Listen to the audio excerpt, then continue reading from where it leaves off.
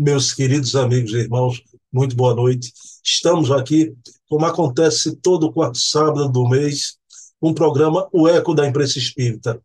Um acento no E com CH, porque o patrono desse programa está ali no plano de tela, atrás de mim. É Luiz Olímpio Teles de Menezes, o pai da imprensa espírita no Brasil, que fundou a seu tempo o jornal O Eco da Além Túmulo, com acento no E e com CH. Então, mantemos a grafia original. É um programa com Leonardo Marmo Moreira, conversando aqui comigo, articulista de Reformador e da revista O Consolador, repercutindo algo que sai da imprensa espírita do Brasil no decorrer do mês. Então, na noite de hoje, um programa muito interessante. Mas eu queria, iniciando o nosso programa, falar dos outros programas. Já. Hoje é sábado, amanhã, domingo, às 20 horas, temos o programa Bezerra de Menezes, o Kardec brasileiro, conversando com Luciano Clay, historiador e biógrafo de Bezerra de Menezes. Na terça-feira, temos o programa Hermínio C. Miranda, o Grande Escriba, às 20 horas, conversando com a filha do Hermínio, Ana Maria Miranda, sobre a vida e a obra de Hermínio. Na quarta-feira, às 20 horas, temos o programa Resenha Literária, com o documentarista e pesquisador espírita Silvio Mariano. É um programa sobre livros, é uma resenha literária, já que Silvio é quem mais conhece livro aqui em Terras Maurícias. Na quinta-feira, temos o programa O Metro que Melhor Mediu Kardec, conversando aqui com Heloísa Pires, a filha de Herculano. É um programa de memória também sobre a vida e a obra de Herculano. 4 programas semanais. O de Bezerra, o de Hermínio, a resenha e o de Herculano. Mas temos também os programas mensais, que só acontecem aos sábados, como esse aqui. Então, todo primeiro sábado, o programa Vida e Obra de Leon Denis, o apóstolo do Espiritismo, com Charles Kemp, presidente da Federação Espírita Francesa, numa conversa maravilhosa sobre Denis. No segundo sábado, o programa Memórias e Reflexões, com César Perry de Carvalho, trazendo suas memórias e muitos fatos do movimento espírita brasileiro, já que ele foi ex-presidente da FEB e da UGE. No terceiro sábado, às 20 horas, temos o programa Portfólio e Fontes Primárias, com Adair Ribeiro, curador do Museu ACOL, Allan Kardec.online, trazendo aqui documentos inéditos dos pródromos do Espiritismo, né? Do Alvorecer no Espiritismo em França, documentos de Kardec, com letras dos médios, letras de Kardec, né? É impressionante esse programa. E no quarto sábado é este aqui, né? Com Leonardo Marmo, daqui a pouco eu vou dizer o tema da noite de hoje. Né?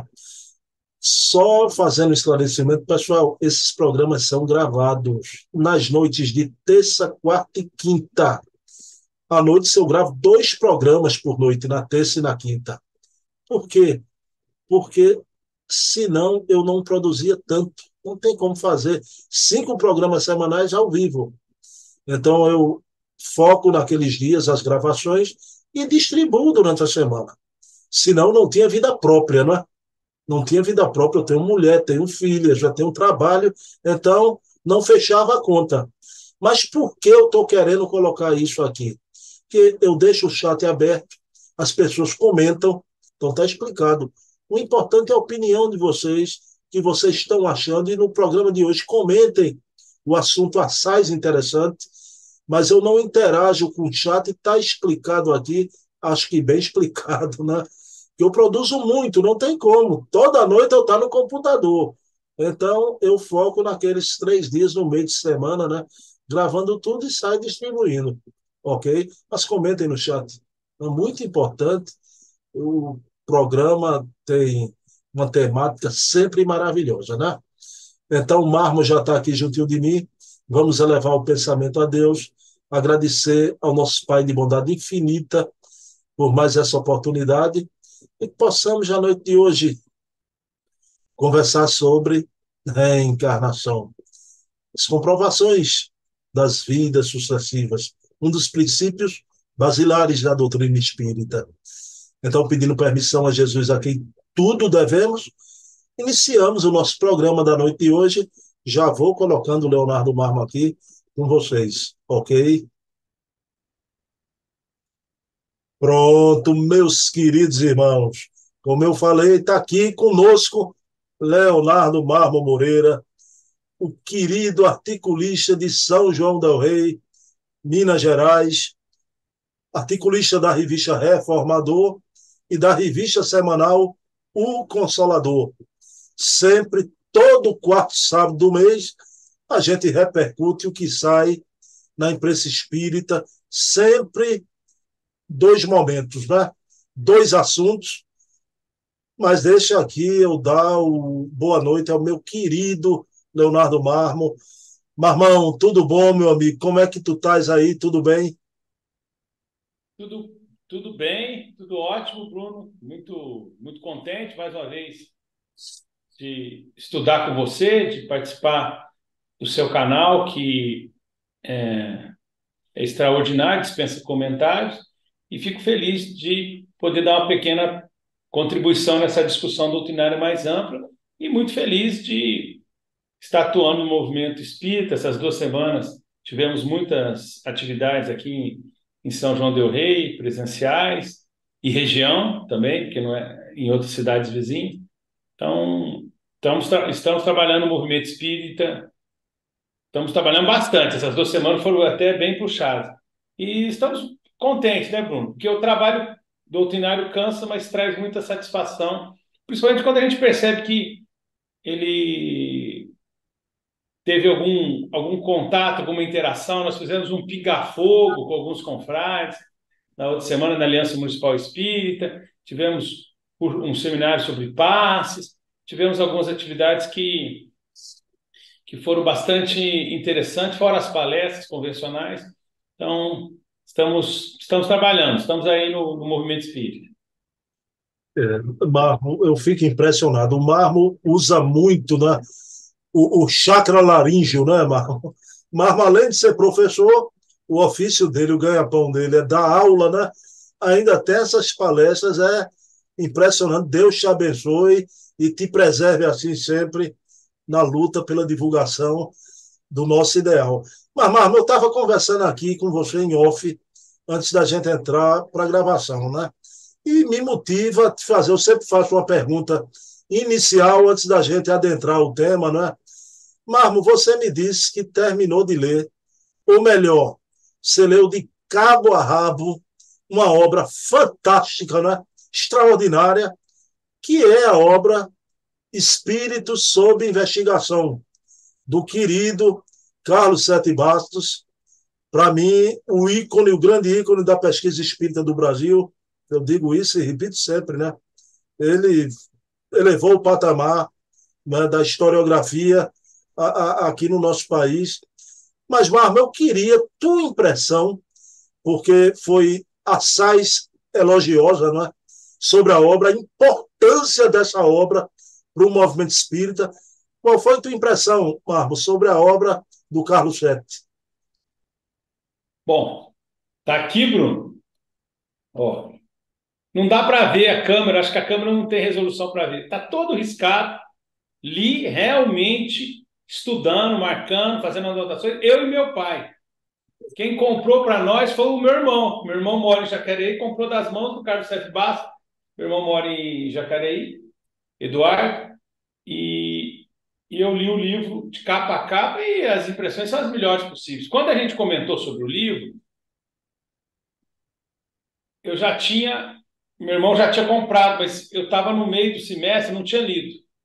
Então eu comentei um pouquinho, mas principalmente baseado no material do Facebook do CSI do Espiritismo que eu acompanho, né?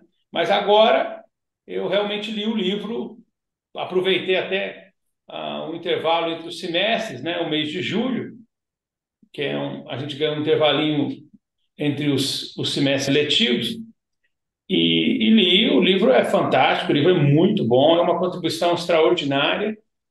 E é um livro que traz para nós os bastidores de todo o processo da evolução de Kardec e especialmente a atuação dele na codificação em relação aos médiums, com destaque para os médiums e os espíritos, os respectivos espíritos que atuavam por cada médium. Então é muito interessante perceber que o Erasto atuava pelo Dumbbell. Só que o Dumbbell afastou de Kardec e depois cometeu suicídio. E o espírito não volta a se manifestar. Tinham espíritos que se manifestavam por diferentes médiums e tinham espíritos que não se manifestavam por diferentes médiums. Então é muito interessante ver que o Kardec teve dificuldades com os médiums. O senhor Rose era o obsidiado, fascinado, como ele caracterizou.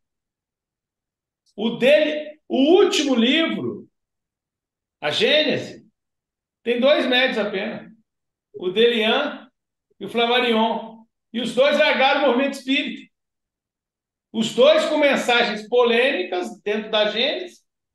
O Delian assumiu a direção da sociedade após a morte de Kardec. E logo em 1871 abandona o movimento espírita para não voltar mais, quando o Lemarri assume.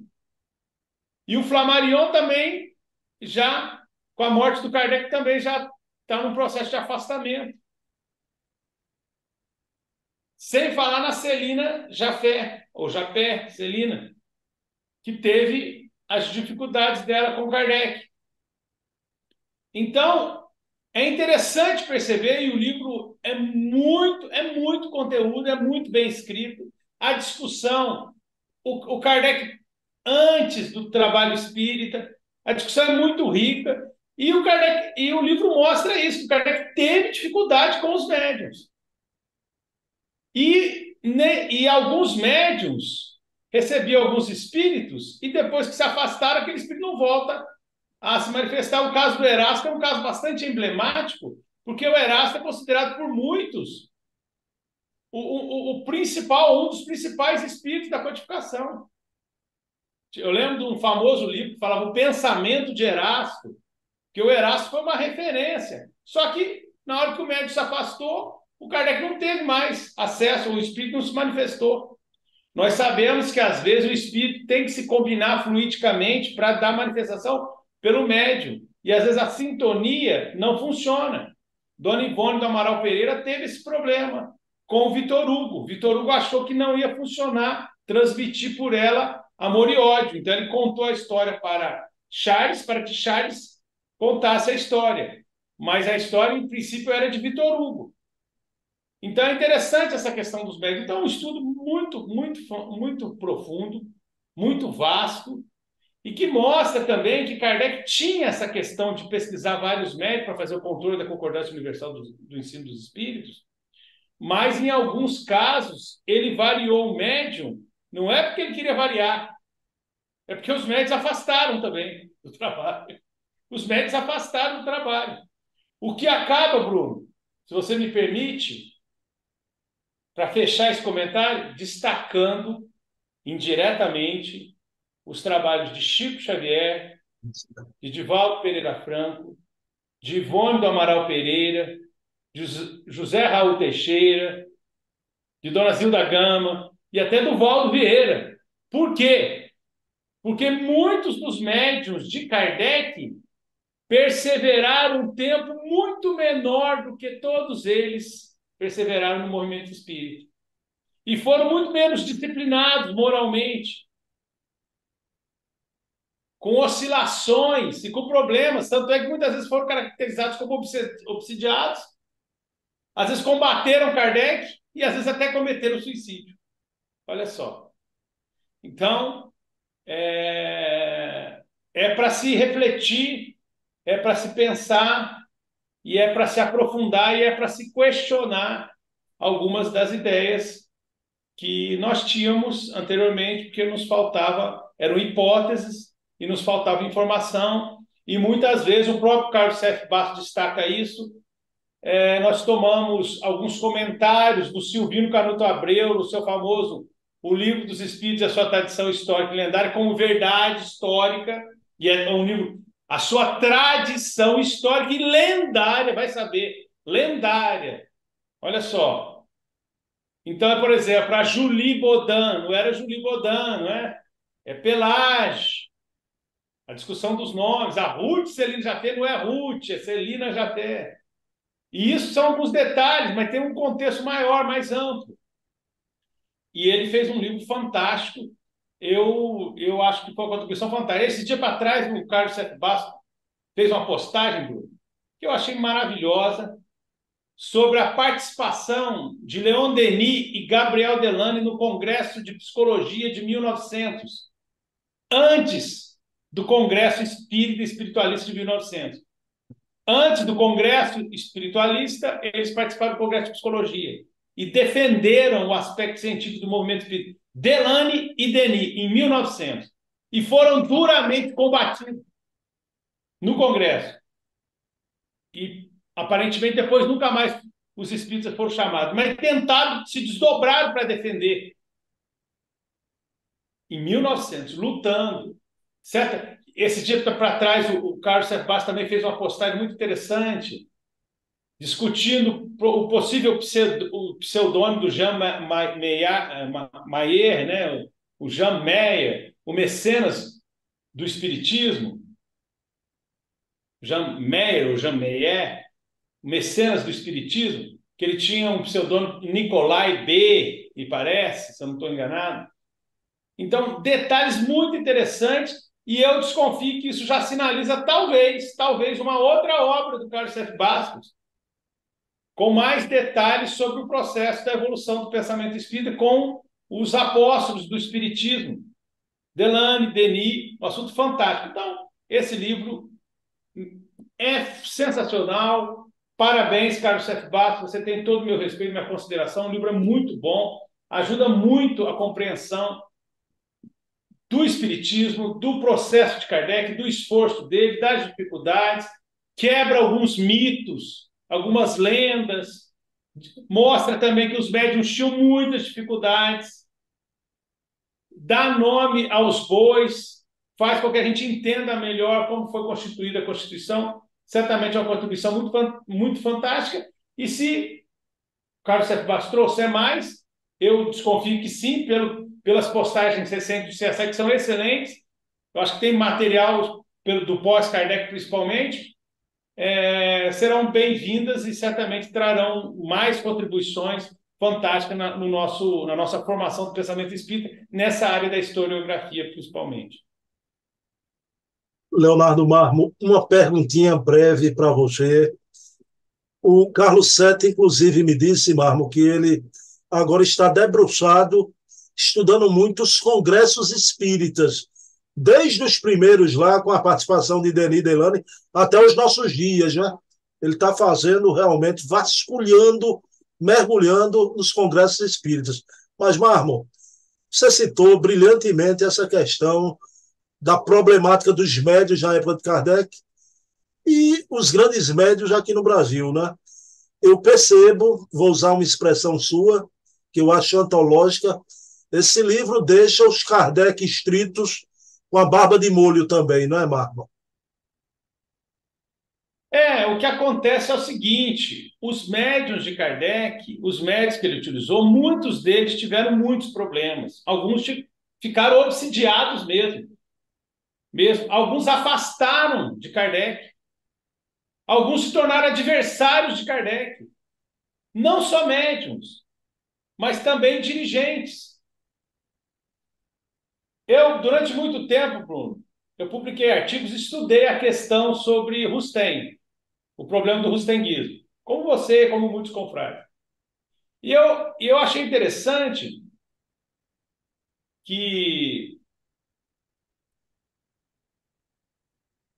Kardec recomendava que os espíritas de Bordeaux frequentassem o grupo do senhor Sabó, com a médium que acho que era a sogra dele, a senhora Casemaju, médium. E inclusive recomendou isso para o próprio Rustem, que foi um pouquinho no grupo e depois caiu fora. Elogiou muito o trabalho do senhor Sabó na liderança do grupo espírita de Bordeaux e o trabalho da senhora Casemaju. Muito bem. Mas, em determinado momento, principalmente depois do problema de saúde, e o Carlos Sebastião toca nesse assunto, que foi terrível, ele ficou 2 meses de cama em 1865, ficou muito mal, ele precisava cada vez mais do apoio de um secretário, principalmente por causa das cartas, para responder, e os trabalhos que eram muito grandes. E o senhor Sabó não se adaptou. O último teria sido o senhor Delian. Mas o senhor Sabó não se adaptou. E o Kardec não ficou com ele. E o Kardec, que tinha uma consideração muito grande, o senhor Sabó caiu bastante no nível de consideração da parte do Kardec. Ele usa o médico para interrogar os espíritos a esse respeito. Então, o senhor Sabó, a senhora Casemaju, quando a gente tinha uma impressão, a impressão inicial de Kardec, e por consequência nossa, era muito elevada. Mas na hora de trabalhar junto, a coisa não funcionou tão grande, tão bem assim. E Kardec dispensou ele do serviço. Então, a gente percebe, Bruno, uma série de questões. E, às vezes, eu vejo que a gente tem uma exigência de santidade, de perfeição espiritual em relação a Chico Xavier, em relação a Divaldo Pereira Franco, em relação a Ivone Pereira, em relação a José Raul Teixeira, em relação a Dona Zilda Gama, em relação a Valdo Vieira. Uma perfeição que a gente exige desses e desconsidera eles, supostamente porque eles não teriam qualidade, ou pelo menos o material deles seria muito inferior por falta do trabalho de Kardec. Claro, o trabalho de Kardec vai dar um valor muito grande, mas os médios que trabalharam com Kardec, pelo que a gente nota, tiveram uma perseverança, uma disciplina, um desinteresse material e uma coerência, um idealismo espírita, via de regra, muito menor do que os nossos médios aqui do Brasil, esses grandes trabalhadores espíritas. Então, eu acho que vale a pena pensar, e o livro do Carlos F. Basso ajuda muito a pensar sobre isso. Então, eu acho que quando você olha esse material, você tem muitas reflexões. Por exemplo, vou te falar uma coisa aí, vou te jogar uma aí, Bruno. Olha só. Parece, segundo os dados aqui, a discussão do nosso Carlos Sérgio Basso, que Kardec foi ajudar o cunhado dele, que estava na Alemanha, tentando ganhar dinheiro num cassino. E Kardec, como era professor, conhecia de estatística, probabilidade, ia dar umas dicas. E o cunhado dele, não adiantou, o cunhado dele perdeu dinheiro, perdeu muito dinheiro, e foi sempre uma confusão ali no relacionamento com Kardec. Aí eu faço a seguinte pergunta para aqueles que dizem que Chico Xavier é Allan Kardec. Você acha que o Chico Xavier ia dar conselhos para um irmão ou para o cunhado que estaria de probabilidade para que ele ganhasse dinheiro num cassino, para que ele aumentasse pelas probabilidades a chance de jogar e conseguir dinheiro? Você acha que Chico Xavier, com o temperamento dele, com o jeito que Emmanuel orientava, que ele precisava trabalhar, orientaria um parente em termos de probabilidade para que aumentasse a chance de ele ganhar dinheiro num jogo de azar?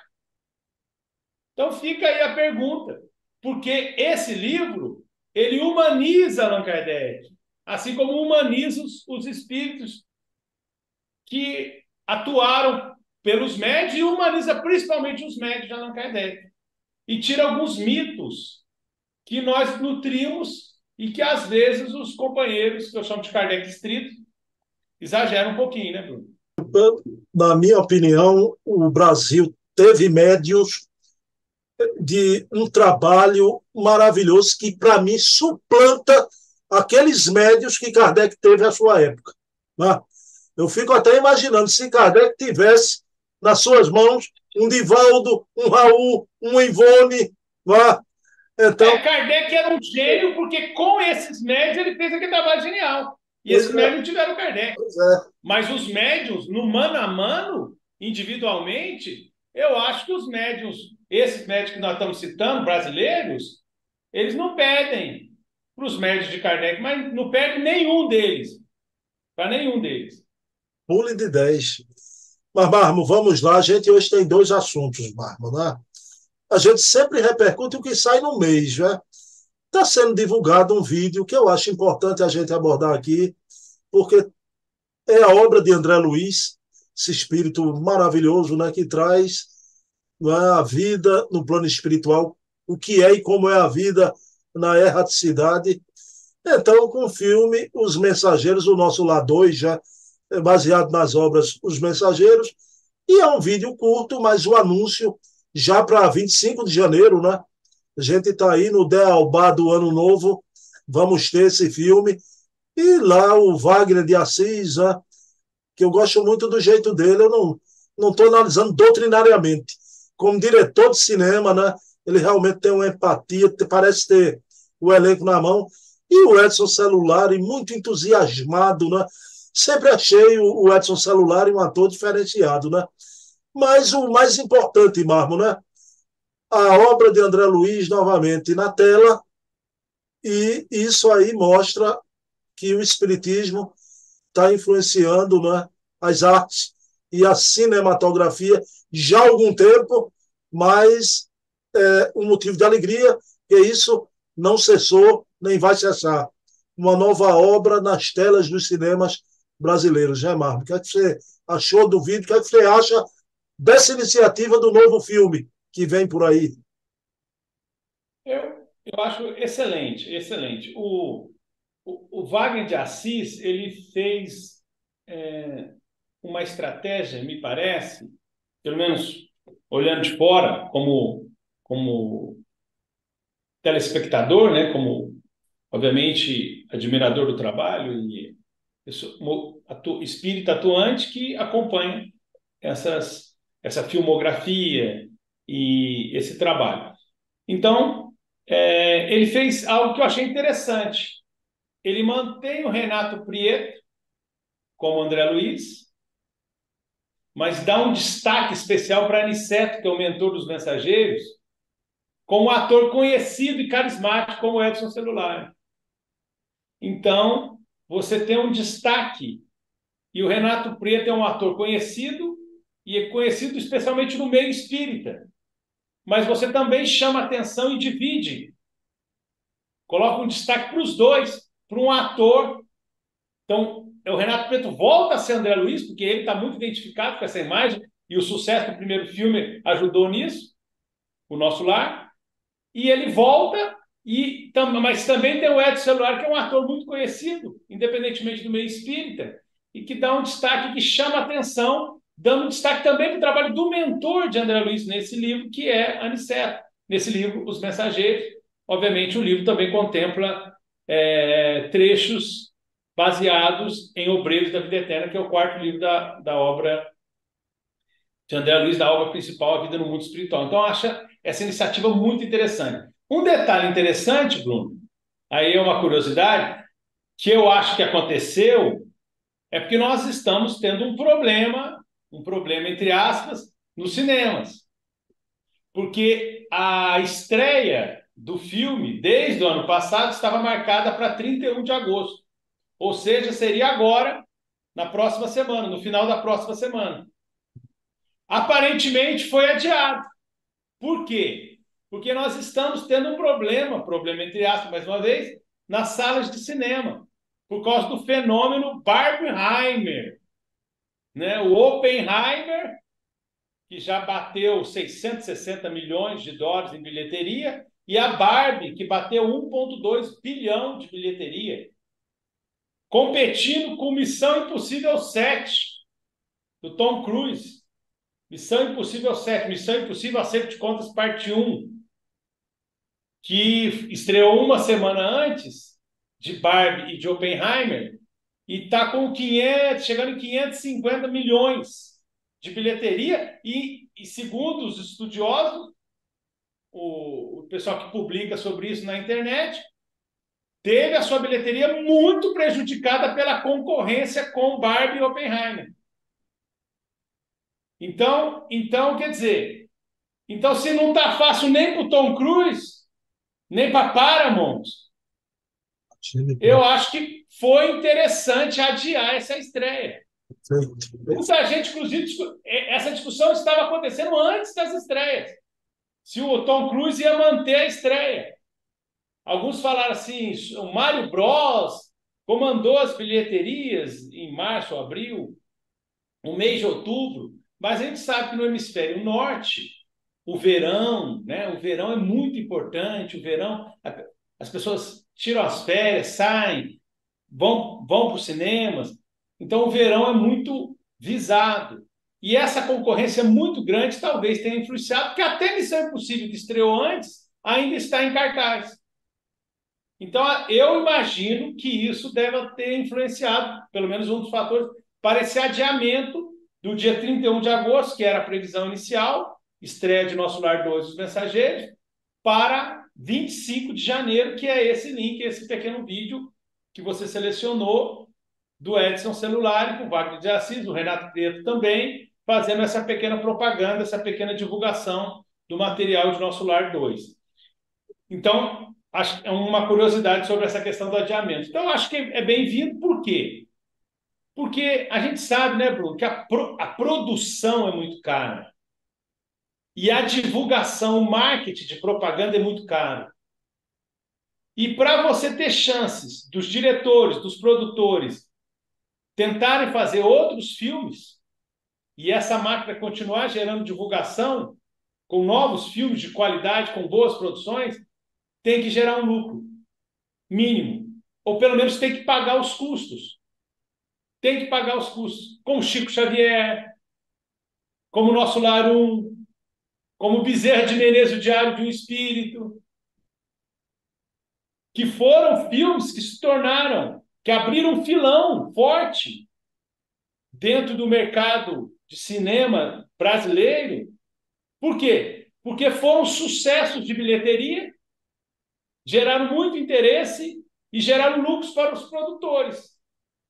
Porque se não gerar lucro para o produtor, fica muito difícil mesmo com o apoio da Federação Espírita Brasileira, de órgãos de divulgação espírita, não vai funcionar, a coisa não vai pegar no tranco e nós precisamos dessa divulgação. Porque ela é útil para espíritas e não espíritas, Bruno. Perfeito, perfeito. Porque a informação chega. A informação chega. Eu vi, Bruno, o Valdo Vieira, tem um vídeo do Valdo Vieira fazendo uma análise e elogiando o filme Nosso Lar. Pois é. Elogiando a qualidade, porque ele sai do corpo, ele vai no mundo espiritual, ele vê, ele descreve, ele era médico de André Luiz, ele foi em Nosso Lar, e ele fala, isso está bom, isso não está muito, isso está mais ou menos, mas o filme em geral é bom, ele faz uma análise do filme. Então, a gente pode fazer essa análise da materialidade, do perispírito, de como é o mundo espiritual, e mesmo os estudiosos do movimento espírita, você pode se referir ao filme, aquilo que se popularizou, o Cine Reflexão, para fazermos estudos, né, Bruno? Dentro até da Casa Espírita.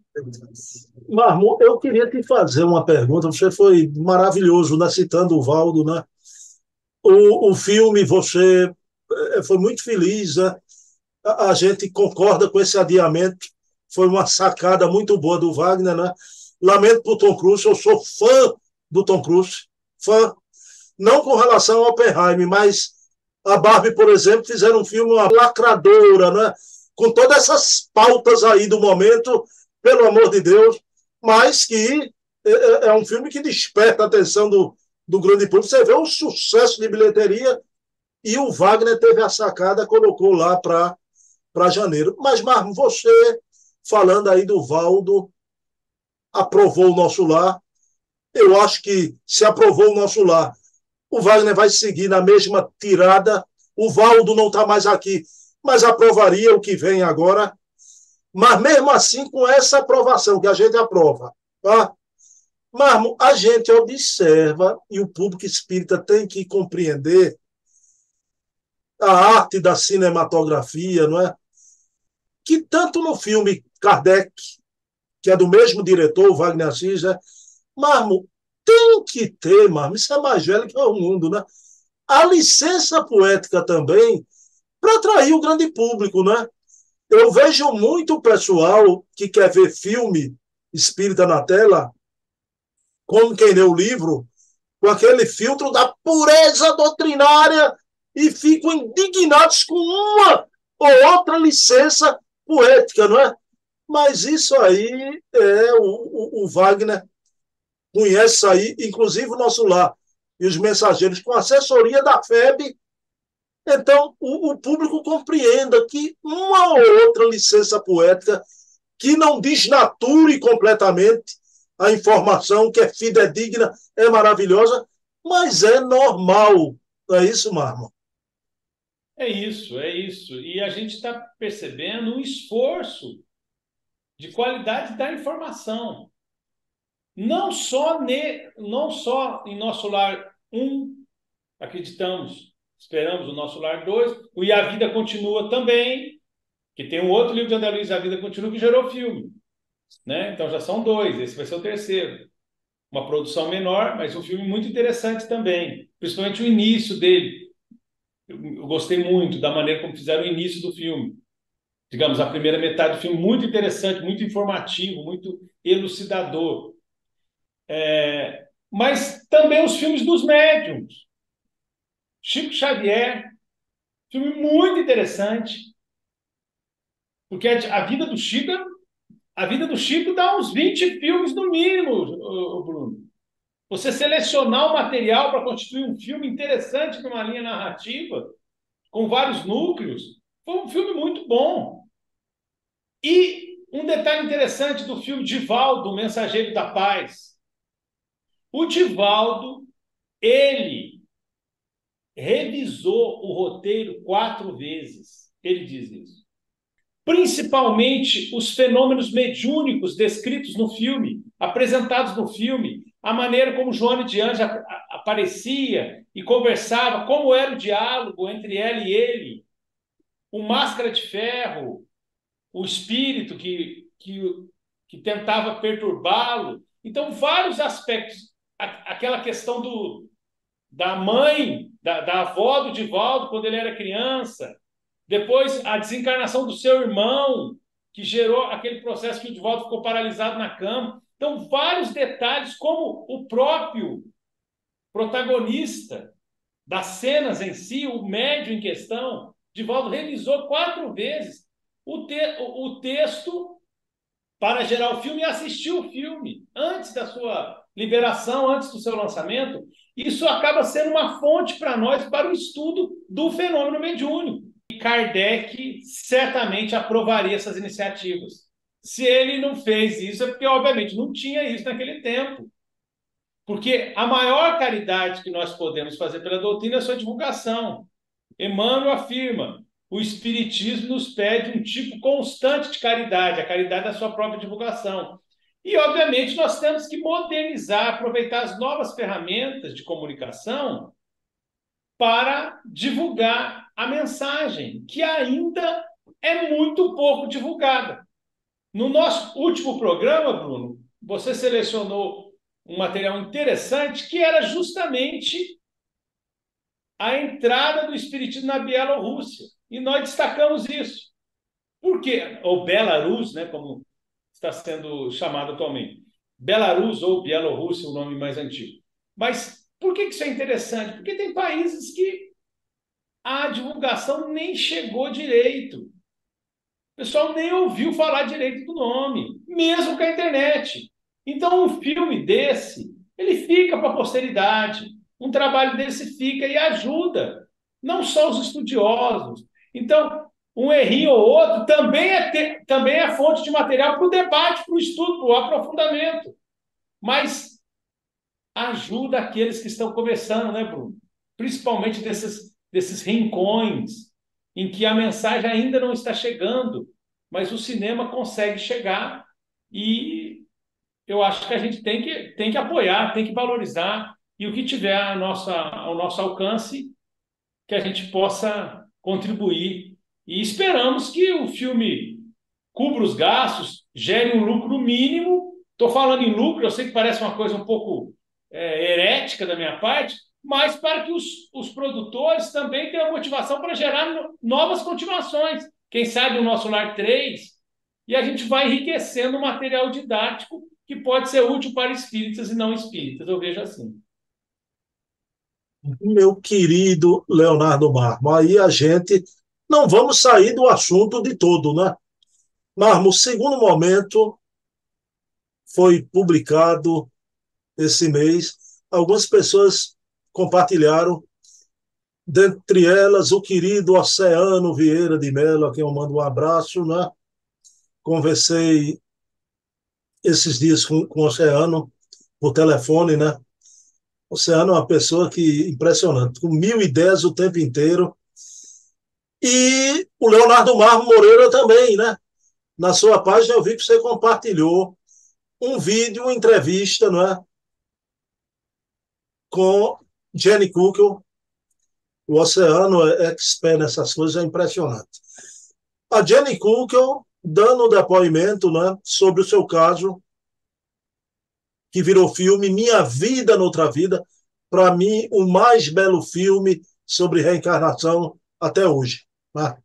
De uma beleza, de uma poesia impressionante. Embora eu fui ler o livro também, editado pela FEB, né? Minha Vida Noutra Vida. É importante a gente ler o livro também. O pessoal tem que ter a licença poética, né? Na verdade, a Jane Kukel, como o filme mostra, não é? Que ela sonhava com os filhos, mas ela teve um número de filhos maior ainda. Foram 12 filhos, dois desencarnaram no momento do nascimento, na gravidez, então, inclusive aqui vai vitimar a Mary, a personalidade da outra encarnação. E esta mulher, a gente já sabe, quem não viu o filme ainda, veja, ela tem sonhos na Irlanda, não é? Vê uma cidade, uma igrejinha, e ela vai até lá, localiza os filhos. Tem um que tem uma história pungente de uma culpa, não é? Que ele se incutiu, e ela vai salvá-lo até dessa culpa, né? Mas, Marmo, ela dá a entrevista, mas me chamou a atenção porque a pergunta foi feita a Jane Kukel. Pediram para ela dar uma mensagem aos brasileiros, né? Perguntada se ela conhece o espiritismo de Allan Kardec. Ela diz que não conheço o espiritualismo. Espiritismo não conheço. Ouvindo pela primeira vez até. Desconhecia, porque a gente, isso causou surpresa em mim, e a gente pensa que todo mundo, pelo menos de ouvir falar, todo mundo já conhece, né? Isso me chamou a atenção. Mas eu queria que meu amigo Leonardo falasse a respeito da bela entrevista, né? E desse momento singular dela conhecer o espiritualismo, mas não ouvir falar no espiritismo. É bem interessante, porque a pergunta é se ela já tinha ouvido falar.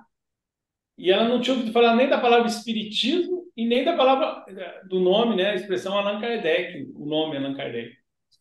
Então isso é até chocante, né? Ela fala espiritualismo. Então é um negócio. Então aí a gente volta no problema da divulgação. Precisamos da divulgação. Porque a atriz que interpretou esse papel é uma atriz famosa, a Jane Seymour, não é? Uma atriz muito bonita, famosa. Ela é também conhecida por ter feito a protagonista daquele filme, o par romântico com o Christopher Reeve, que era o Super-Homem, não é? Em algum lugar do passado, que também tem conotações espirituais. E ela também é conhecida por ter sido uma das Bond Girls, né? Uma das meninas bonitas que aparecem nos filmes do James Bond, em um dos filmes do 007. Então, por que eu estou falando isso? Porque uma atriz muito bonita, muito famosa, ela interpreta esse papel, ela tem um público cativo, ela chama atenção, ela é midiática. E aí mais pessoas vão ter acesso ao filme e, tendo acesso ao filme, podem se interessar pelo livro e, tendo interesse e lendo o livro, você gera um círculo virtuoso de interesse para aqueles que já têm uma busca ou aqueles que vão despertar para uma busca nessa questão espiritual. E é interessante, Bruno, que ela, sem conhecer Allan Kardec, sem conhecer Espiritismo, as pequenas palavras que ela enuncia quando ela manda uma mensagem para os brasileiros, a pedido do entrevistador, ela fala de lei de igualdade, Perfeito. falando da reencarnação, ela fala de lei de sociedade, falando de reencarnação, sem usar a expressão, ela fala de lei de justiça, amor e caridade, à luz do conhecimento reencarnacionista. Ela faz uma discussão muito breve, mas muito sintética, muito profunda e coerente, mostrando que, num certo sentido, ela entendeu mais que a reencarnação, à luz do pensamento espírita, mesmo sem ter acesso ao conteúdo espírita, ela entendeu mais que a reencarnação elimina todos os preconceitos. Coisa que, às vezes, no movimento espírita, estudando Allan Kardec, o pessoal está com dificuldade. E aí publicam a edição antirracista de O Livro dos Espíritos, publicam a edição antirracista do Evangelho segundo o Espiritismo. Ela não. Sem Kardec e sem o Espiritismo, ela conseguiu decodificar que nós somos iguais, que nós podemos renascer pobres ou ricos, em qualquer lugar. Olha que coisa interessante, né? E no movimento espírita, a gente já falou aqui em outros programas, a gente tem que pelejar para falar que não faz muito sentido você publicar uma edição antirracista, mas vale o registro. A informação espiritual, nada mais brutal do que o fato. É por isso que a gente nasce como ciência.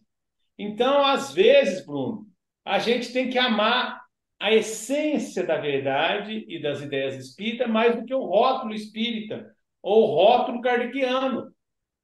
Porque se a gente ficar excessivamente apegados ao rótulo, o que vai acontecer daqui a um tempo? Os autores que chegam às conclusões espíritas muitas vezes vão avançar muito mais.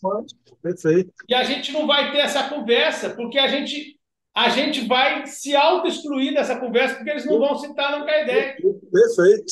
A gente vai falar, não, não queremos conversar com vocês, não. Não, não tem nada a ver vocês com a gente.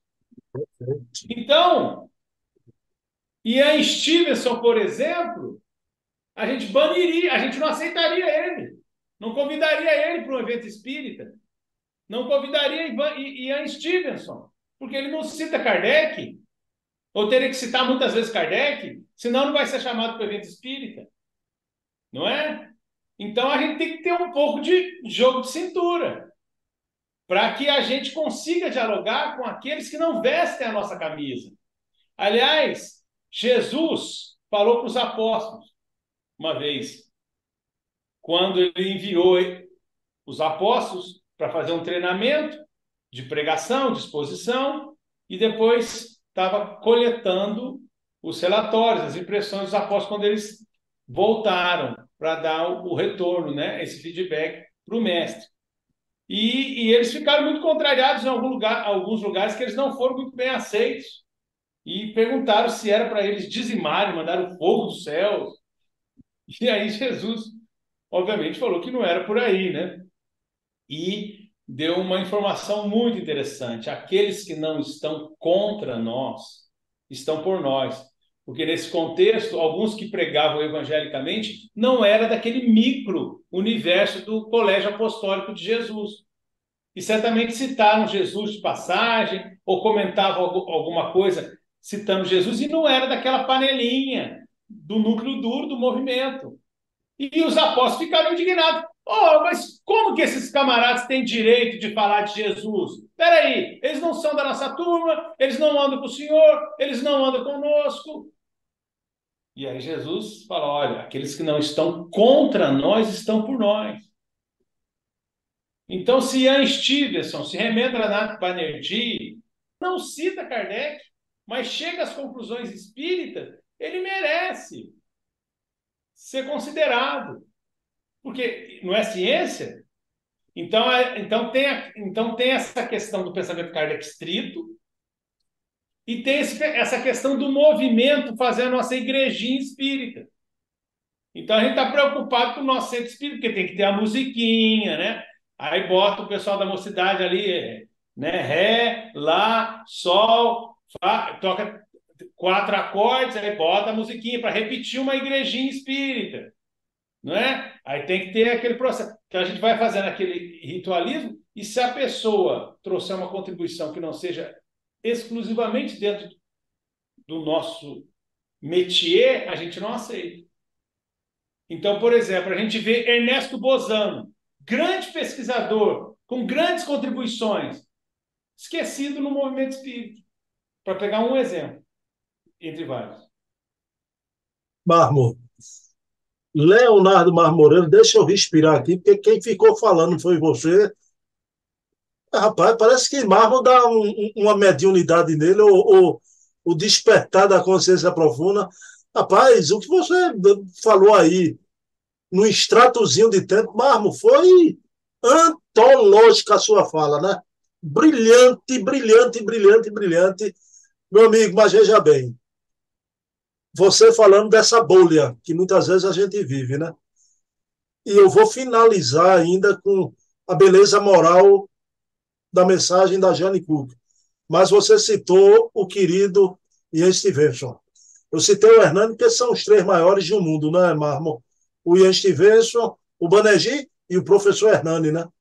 Agora, veja bem. Pessoal, vocês sabem o que é reencontro durante o sono para preparar um programa, né?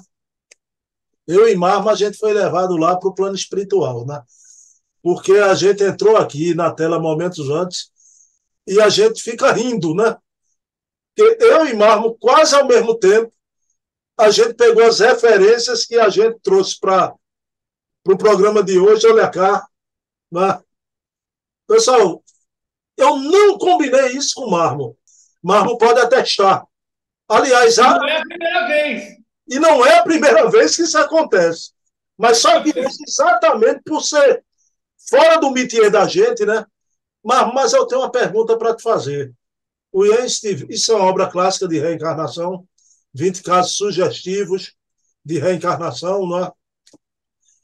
E isso aqui é uma maravilha, não é? Crianças se lembram de vidas passadas. Só que o Banerjee cavou um sulco da sua pesquisa lá na Índia, não é? Só que o Ian Stevenson também, na Índia, no Oriente, só que começaram a criticar, Marmo, a pesquisa da reencarnação do Stevenson, porque a cultura indiana ou oriental favorecia, né, essa ideia da reencarnação. Então a pesquisa não é tão válida.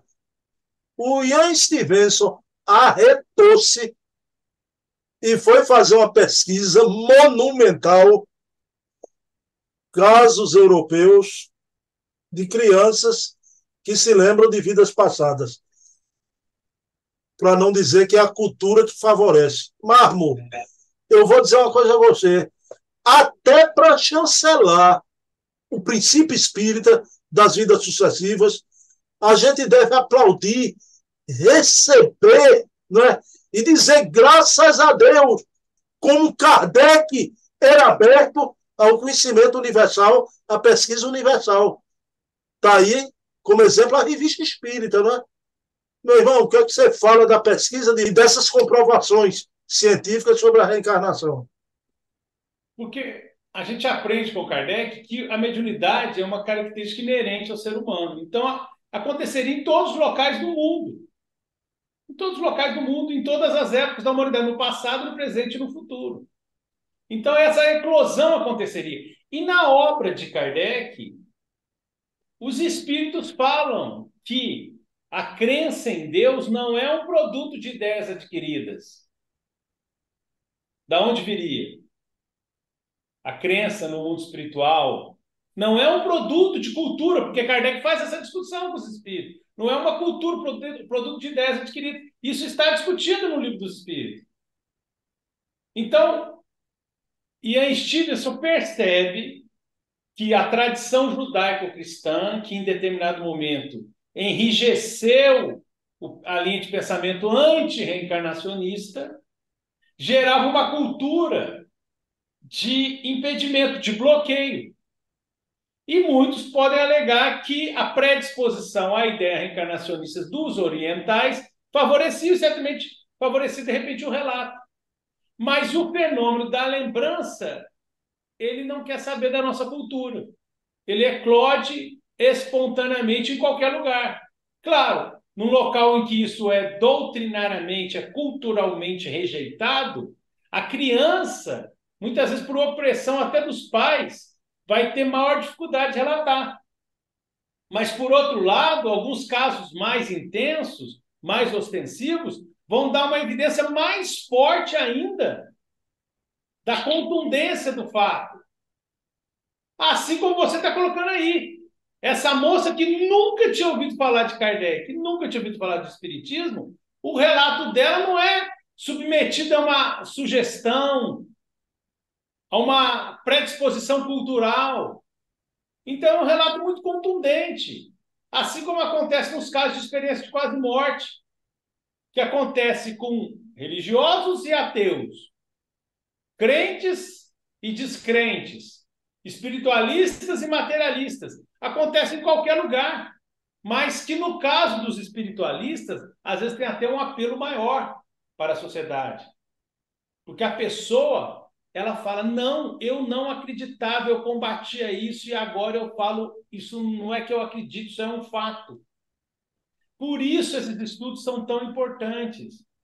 Porque nós ainda temos essa dificuldade, a divulgação do movimento espírita ainda é pequena no mundo. A mensagem ainda não chegou a muitas pessoas, a muitos milhões de pessoas. Quantos centros espíritas a gente deve ter na China?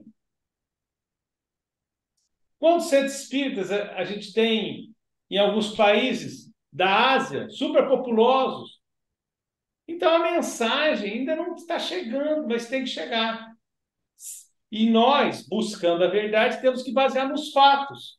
E os fatos acontecem no meio espírita e fora do meio espírita, é isso que a gente aprende, né? Então, eu acho que realmente o trabalho de um pesquisador igual Ian Stevenson é um trabalho fantástico e a gente vai ter que orar muito para ele, agradecer todo o esforço que ele fez para que, como diz o Divaldo Pereira Franco, essa linha de pesquisa ganhasse cidadania dentro do meio acadêmico e ele continuou, ele conseguiu até fazer com que o grupo de pesquisa permanecesse através do Jim Tucker, um camarada mais novo que trabalhou com ele e continua desenvolvendo essa linha de pesquisa, assim como outros companheiros, Arlindo Haraldson, Antônia Mills, etc., pesquisadores dessa área de lembranças de vidas passadas. Então, é um exemplo das várias pesquisas que podem ser feitas e que são muito importantes. E a gente não pode excluir aqueles que não citam Kardec ou não se dizem espíritas, porque o que vai acontecer? Se a gente enrijecer e engessar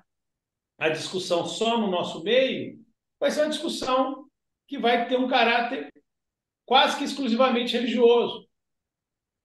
E as discussões dos meios acadêmicos vão começar a passar ao largo dessa discussão. Ou seja, nós não vamos nem dialogar com os pesquisadores de ponta que vão discutir o tema, exceto em algum caso ou outro que um espírita se torne um grande pesquisador para estar automaticamente dentro desse métier. Porque não vai ter conexão entre o meio espírita e o meio dos pesquisadores, o que seria lamentável e corre o risco, há o risco disso acontecer no futuro. Então, a gente deveria trabalhar pensando na qualidade da discussão, na qualidade do evento e na qualidade do relato do evento, independentemente se a pessoa que está fazendo esse relato é espírita ou não. O que não quer dizer que a gente não possa desenvolver o nosso trabalho espírita valorizando Kardec dentro das casas espíritas. Mas valorizar Kardec, como você colocou, é estar aberto às contribuições dos que não são espíritas.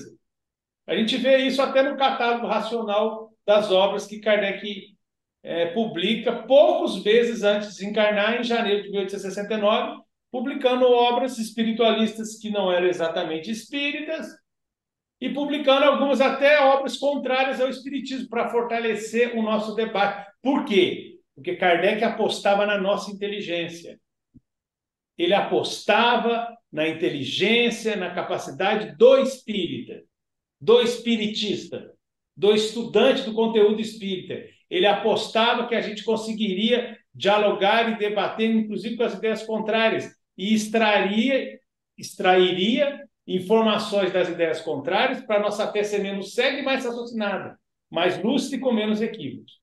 Então, eu acho que o caminho é esse, Bruno. Eu acho que você tem razão no seu comentário, sim. Eu acho que o caminho é: vamos valorizar os autores espíritas, vamos valorizar a mensagem espírita, mas vamos ver as contribuições de comprovação da imortalidade da alma, da comunicabilidade dos espíritos, comprovações da reencarnação, oriundos dos não espíritas. Por que a gente só vai ouvir os espíritas? Então, esse pensamento não faz jus ao legado de luz e de liberdade intelectual, como você colocou muito bem, de Allan Kardec. Mármore, na pergunta derradeira, é a pergunta mais simples, mas eu queria encerrar com essa temática tão bela da reencarnação e o caso da Jenny Kugel, né? Mármore, não é um absurdo a gente afirmar que Bruno Tavares e Leonardo Mármore, essa nossa nova edição aqui, né? Bruno casado com Ceissa, pai de Bruninha e Débora, né? E Leonardo Mármore casado com Dona Juliana, pai de Henriquinho, como é o nome da moça? Cecilinha. Cecília. Julinha. Então, veja bem, essa nossa nova edição. Mas, Mármore, a beleza da reencarnação é que há uma probabilidade, ela pode ser pequena, mas eu nem acho tão pequena assim, de Bruno Tavares e Leonardo Mármore Moreira, a gente ter um filho de outra encarnação que ainda esteja aqui na Terra.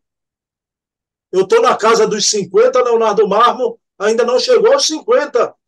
Eles podem estar em qualquer país do mundo, ou até no Brasil, com 80 anos, 80 e poucos anos, então mostrando a beleza da solidariedade dos filhos de Deus, né? A união das almas. E a história de Jane Cuco é pungente, porque é uma mulher na América do Norte, com todo o trabalho profissional dela, do marido, os novos filhos, ela teve 2 filhos, mas isso aí não obstou que o amor de mãe varasse distância, fosse na longe Irlanda do Norte, atender o chamado dessa pressão psíquica dos sonhos para reencontrar os filhos de outra vida, né? Mas de uma beleza, de uma poesia, a reencarnação, ela é comprovada pela ciência. A reencarnação é como a matemática, é apenas uma questão de lógica. Mas a reencarnação tem esse componente também poético, belo. É o encanto da vida, a reencarnação. Não é, Leonardo? No Evangelho segundo o Espiritismo é explicado isso, que a reencarnação fortalece os laços, ao invés de enfraquecê-los, porque os verdadeiros laços são do espírito. E nós podemos ter laços do sangue e não constituir laços do espírito. Então, assim, quando a gente se afasta pela desencarnação, por uma contingência espiritual de um estar desencarnado ou outro está encarnado, ou até pela desencarnação de ambos, ou pela reencarnação, as pessoas já estão totalmente afastadas, porque já estavam afastadas mesmo na mesma família. E pelas reencarnações, nós vamos fortalecendo os laços da família espiritual que permanece. Então, os laços das famílias consanguíneas do passado, que nós conseguimos, pelo contato, pelo vínculo material, constituir uma verdadeira família espiritual, vão permanecer. E é verdade, a gente pode estar com companheiros de uma família anterior convivendo conosco anteriormente, dependendo do intervalo de tempo entre uma encarnação e a outra e a longevidade dessa geração anterior. Isso é possível e isso é importante que tenha bastante, porque são esses casos de intervalo mais curto que normalmente geram a lembrança e, eventualmente, as marcas de nascença que fornecem material para o estudo desses pesquisadores, fornecendo provas da imortalidade da alma, e as marcas fornecem provas que transcendem aquela discussãozinha da autossugestão, do inconsciente coletivo, porque isso não geraria, não explicaria uma marca de nascença associada ao gênero de morte da vida anterior. Seria uma coincidência totalmente improvável, e tem vários casos assim. Então, realmente, isso que você colocou é verdade. Essa mentalidade que eu posso estar convivendo com uma pessoa foi muito importante para mim, que me ajudou no passado, amplia o meu sentimento de fraternidade, faz com que eu transcenda os limites da minha obrigação de ajudar só os consanguíneos. Então, aos poucos, o conhecimento da reencarnação à luz do pensamento espírita, e mesmo a reencarnação que veio através dos fatos, sem nenhum contato com a doutrina propriamente dita, mas que gera a reflexão e o conhecimento espiritual, gera reflexões tão belas, uma mudança de paradigma como a nossa Jenny Kuckel comentou, de forma muito bela, muito sintética, muito objetiva, e a gente também agradece a ela, agradece aos produtores do filme, agradece a entrevista, né, que foi disponibilizada para nós, e agradecemos também à Federação Espírita Brasileira pela publicação da obra e todos os tipos de divulgação. Então, é quase que uma continuação da discussão anterior, né, Bruno? Da divulgação de Nosso Lar 2, os Mensageiros. Precisamos que a mensagem chegue a mais pessoas e a nós mesmos, para que a gente tenha mais material de qualidade para a nossa discussão à luz do pensamento espírita, aprofundando a espiritualidade como um todo, espiritismo, mas também avançando a espiritualidade para os não espíritas, porque precisamos de espiritualismo para os não espíritas, e os espíritas podem ajudar os não espíritas nesse ponto, porque as verdades universais são para todos. Bom, meu querido Leonardo Marmo, mais uma vez eu agradeço muito.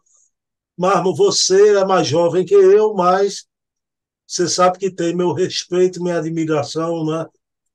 Eu fico aqui extasiado com as extraordinárias abordagens que o Marmo faz no programa de hoje, não apenas o de hoje, mas em todos os programas. Já saiba que é um prazer sempre escutá-lo, Marmo.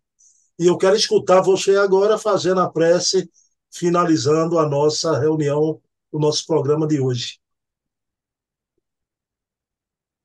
Deus, nosso Pai, Jesus de Nazaré, nosso mestre, amigo, irmão maior, amigos espirituais que abençoam o canal do nosso amigo, irmão e confrade Bruno Tavares, agradecemos esse momento de contato virtual, de interação, de estudo em conjunto e de troca de informações, pedindo a Deus que, se possível, a mensagem possa contribuir com alguns irmãos que se dignarem a acompanhar o nosso material, pedindo perdão pelos eventuais equívocos, pelos erros de raciocínio, mas agradecendo mais do que nunca a oportunidade de estudar e de procurar aprofundar a doutrina espírita em favor de nós mesmos e, se possível, em favor de algum irmão que também esteja na mesma busca. Muito obrigado, Pai de amor. Muito obrigado, protetores espirituais. Abençoe-nos hoje e sempre, que assim seja. Bem, meus queridos amigos e irmãos, convido a todos, mês que vem, quarto sábado, novamente, o Eco da Imprensa Espírita. Eu e essa marmota aqui, a gente vai conversando. E Leonardo Marmo, que seu velho pai aí em São João del Rei, aliás, ele mora em Três Corações, já, que ele não tenha ciúme, viu? Mas numa futura reencarnação, faz que nem o professor Raimundo, eu queria ter um filho assim, viu? Igualzinho a Leonardo Marmo Moreira. Amigão, faz e bem. Vamos ver o planejamento lá depois. Vamos. Na próxima, pelo menos perto, a gente vai vir.